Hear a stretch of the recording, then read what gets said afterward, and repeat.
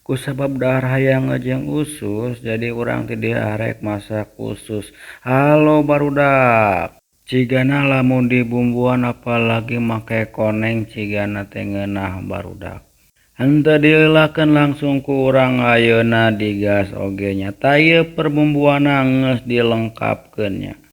Aya bawang beureum, aya muncang, aya bawang bodas oge teu poho make koneng oge nya jeung cabe.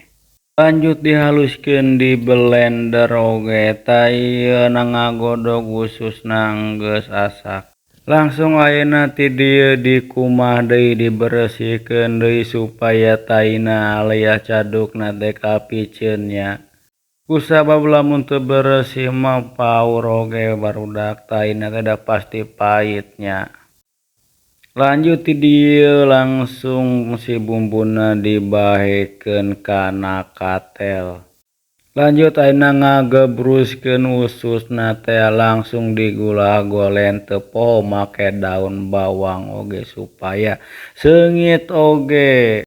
Cayan deui saeutik da kurangnya langsung digula-gole. Langsung ti dieu ku urang dibumbuan nya aya mecin, uyas, jeung gula oge.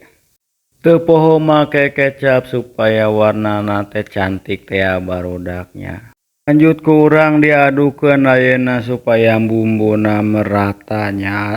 Ayeuna geus asak nya ususna nya geus sakitu lah videona, bye.